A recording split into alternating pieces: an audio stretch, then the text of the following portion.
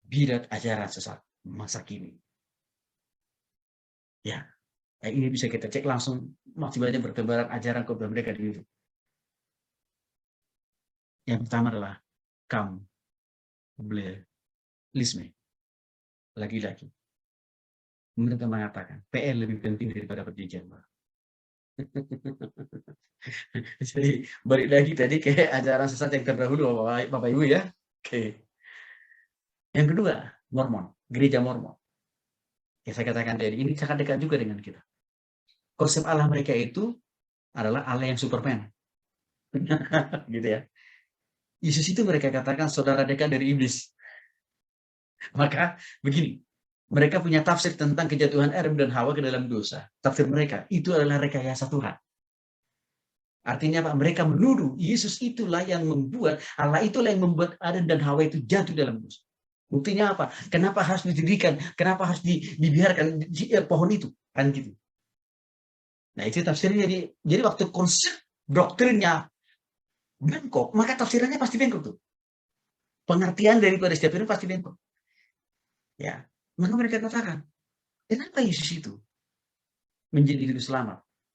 Ya karena dia sudah merekayasa kejatuhan Adam dan Hawa.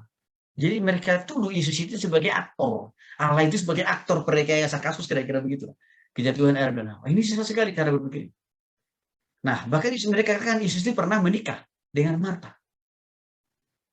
Gereja Mormon melegalkan hidup berpoligami. Maka pemimpin gereja Mormon itu punya istri banyak, Bapak Ibu. Nanti bisa Bapak Ibu cek di internet. Bahkan mereka katakan Yesus bukan Allah Tritunggal. Saksi Yehova, ini tadi kita sudah bahas ya. Nah, di buku yang sudah saudara miliki mungkin nanti bisa lebih mendalami lagi, ya lebih spesifik, detail, atau strategi daripada saksi Yehova. Christian Science, pendirinya adalah Mary Baker. Ya, tidak mengakui Allah Tritunggal. Roh Kudus bagi mereka hanya sebatas ilmu pengetahuan. Manusia tidak berdosa, dosa tidak ada. Pengorbanan Yesus juga tidak dapat menyelamatkan manusia selain dirinya sendiri. Neraka tidak pernah ada. Itu ajaran dari Christian Science. Nah ini biasanya mereka berkembang itu di daerah-daerah perkotaan, misalkan seperti Jakarta, di Bandung. Tapi biasanya mereka ini tidak menampakkan secara langsung eksistensi gerejanya. Tapi mereka ini bergerilya di bawah tanah. Artinya diam-diam tapi bergerak. Pendekatan yang mereka lakukan biasanya itu lewat mahasiswa biasanya. Khususnya di kampus-kampus umum itu. Nah, lalu di tataran para profesional. Nah, yang kelima, ya, Children of God. Pertama sebenarnya Children of God ini datang pertama kali itu di Manado. Lalu tadi sebenarnya mereka mau menancapkan kakinya ajarannya pertama kali di Bandung. Sempat juga mereka ada di Bandung. Dan sempat juga ada beberapa mahasiswa di kampus di Bandung yang terpapar dengan ajaran ini. Tapi karena tantangannya di Bandung cukup kencang, penolakan gereja-gereja cukup kencang di Bandung, maka mereka pindah ke Manado karena dianggap di sana mayoritas Kristen. Ya. Nah, jadi mereka mengatakan untuk memahami Alkitab harus mengikuti buku tafsir yang dibuat oleh pemimpin Children of God. Jadi standar pengajaran doktrinnya itu bukan Alkitab yang kita punya, tapi itu hanya salah satu. Oke. Mereka katakan Allah itu banyak. Ya. Menolak ajaran Tritunggal. Keselamatan tidak cukup dengan bertobat kepada Yesus, tetapi amal. Nah, Children of God memang sudah dilarang ya di Indonesia. Tapi lagi-lagi saya lihat ada modifikasi ajaran dari Children of God yang muncul hari-hari ini. Jadi kadang-kadang mereka mengubah nama dengan nama yang baru hanya untuk mengelabui saja sebenarnya. Kristen Unitisme. Mereka mengajarkan ya, bahwa ada kebenaran lain di luar daripada Alkitab. Apa itu? Kitab yang dibuat oleh pendiri daripada Kristen Unitisme. Ajaran mereka selalu bertentangan dengan yang lain. Dengan yang lain itu hanya dengan Alkitab kita ya. Yang ketujuh, liberalisme modernisme. Menyangkal kebenaran Alkitab, Allah tidak ada, bumi dan isinya ada dengan sendirinya. Manusia itu bukan ciptaan Allah. Tapi manusia itu hasil evolusi dari seekor monyet yang hidup menjadi manusia yang sempurna.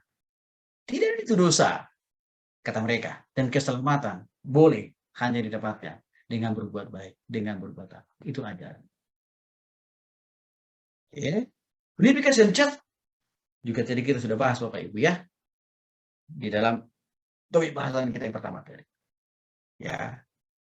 Lalu yang lainnya ya COG ya atau Children of God ada memiliki kesamaan dengan The World Wide Children of God. Itu sebenarnya adalah nama yang dirubah-rubah, tapi sebenarnya acaranya sama sebenarnya.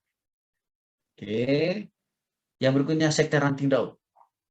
Ya, ini juga lagi-lagi ajaran sesat yang suka menjadi peramal untuk meramalkan keterangan Tuhan yang kedua kali.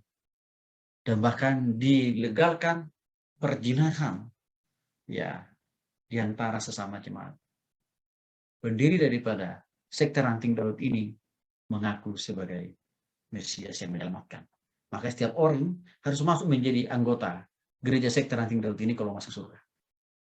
Yang berikutnya yang juga adalah produk dari Indonesia asli, Lia Eden. Menyatukan semua agama di Indonesia dan menjadikan Lia Eden dirinya sendiri menjadi Maria dan salah satu anaknya dia kasih nama menjadi Yesus. Menarik begini. Dia cuma mengkolaborasikan 5 agama di Indonesia. Begitu. Jadi dia punya ya murid-murid atau anak kandung juga begitu Bapak Ibu ya. Ada 5.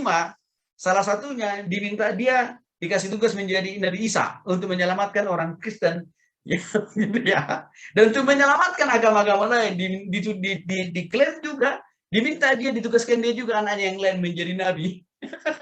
Oh gitu Bapak Ibu. Yes. Tapi ini kan sudah dieksekusi masuk penjara ya. Tapi lagi-lagi orang masuk penjara ajar satu nggak langsung otaknya langsung bisa bersih loh enggak. Kadang di penjara mereka lebih masif untuk menyampaikan ajaran. Jadi kita sudah singgung ya Mesias palsu yang menjadi pengganti Yesus yang lahir dan besar di China yaitu Yang Xiangbin, pendiri gereja Tuhan yang Maha Kuasa. Tadi singgung oleh Wandi. Mereka ini juga punya Alkitab sendiri. Soalnya kalau kita pertama-tama tidak ada yang berbeda dengan ajaran yang umum kita pahami dari Alkitab. Enggak ada. Tapi waktu kita makin masuk lebih dalam, coba nanti Bapak Ibu lihat lagi YouTube-nya ya. Jangan hanya cuma dilihat YouTube yang paling luar, jangan. Kalau di luar itu kan ketahuan, kan gitu. Tapi mulai masuk dulu ke doktrinnya, dan langsung ke situ tuh. Ya, di makin dalam kita pahami doktrinnya, di situlah ada klaim bahwa Yesus yang mereka maksud itu adalah pendiri daripada gereja Tuhan yang Maha Kuasa, yaitu Yang Xiangbin. Yang tadi mereka katakan Yesus itu orang Korea, orang Chinese gitu ya, dan perempuan pula. Lalu gereja setan sebenarnya gereja setan itu secara resmi, secara organisasi itu berdirinya tanggal 30 April tahun 1966 yang dipimpin yang digagas oleh yang namanya Anton sebagai pendeta pendiri. Nah, jangan lupa Bapak Ibu, gereja setan ini memang tidak menampakkan diri secara vulgar ya. Tetapi karya kerjaan mereka ini justru masih karena apa? Melegalkan segala perbuatan dosa kan. Gereja Anak Allah atau Family Internasional. Ya, tadi sudah singgung yang dipimpin oleh David dan ini juga sudah dilarang di Indonesia pada tahun 84.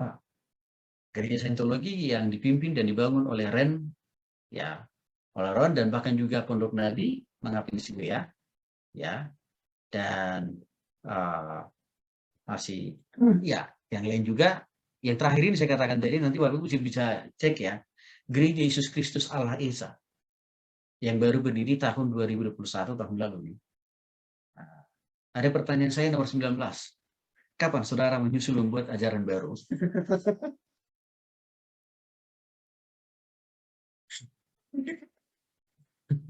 Saya berharap nggak usah dijawab itu ya.